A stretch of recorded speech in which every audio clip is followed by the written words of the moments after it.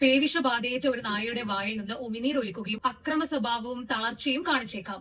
എന്നാൽ പേവിഷബാധയുള്ള ചില നായകൾ ലക്ഷണങ്ങളൊന്നും കാണിക്കാതെയും ഇരിക്കാം. പേവിഷബാധ എന്നത് മൃഗങ്ങളുടെ ഉമിനീർ വഴി പകരുന്ന മാരകമായ ഒരു വൈറസ് രോഗമാണ്. കൃത്യസമയത്ത് ചികിത്സ ലഭിച്ചില്ലെങ്കിൽ മരണം വരെ സംഭവിക്കാം.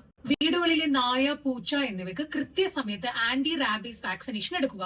3 മാസത്തിൽ കൂടുതലുള്ള നായ കുഞ്ഞുങ്ങൾക്ക് ആദ്യത്തെ വാക്സിനേഷന് ശേഷം ബൂസ്റ്റർ ഡോസും നൽകണം. വളർത്തുമൃഗം വാക്സിനേഷൻ എടുത്തതാണെങ്കിലും അവ നിങ്ങളെ കടിക്കുകയോ മാന്തുകയോ ചെയ്തിട്ടുണ്ടെങ്കിൽ 10 ദിവസത്തേക്ക് ലക്ഷണങ്ങളൊന്നും വരുന്നില്ലെന്ന് ഉറപ്പുവരുത്തുകയും ആവശ്യമെങ്കിൽ ഒരു ഡോക്ടറുടെ സഹായത്തോടെ വാക്സിനേഷൻ എടുക്കുകയും ചെയ്യുക.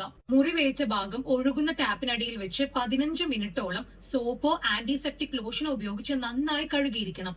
എത്ര ചെറിയ മുറിവാണെങ്കിലും അടുത്തുള്ള ആശുപത്രിയിൽ പോയി ആന്റി റാബീസ് വാക്സിനേഷൻ എടുക്കാനും ആവശ്യത്തിന് സിറം എടുക്കാനും പ്രത്യേകം ശ്രദ്ധിക്കണം. തെരുവ് നായകളെയും നിങ്ങൾക്കറിയാത്ത വളർത്തുമൃഗങ്ങളെയും ഉപദ്രവിക്കുകയോ പേടിപ്പിക്കുകയോ ചെയ്യരുത്.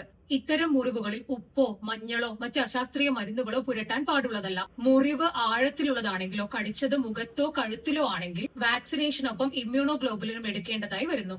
ഗർഭിണികൾ, മുലയൂട്ടുന്ന അമ്മമാർ, നവജാത ശിശുക്കൾ, പ്രായമായവർ, ഗുരുതര രോഗമുള്ളവർ എന്നിങ്ങനെ ഉൾപ്പെടുന്ന ആർക്ക് കടിയേറ്റാലും ഒരു ഡോക്ടറുടെ സഹായത്തോടുകൂടി വാക്സിനേഷൻ എടുക്കേണ്ടത് നിർബന്ധമാണ്.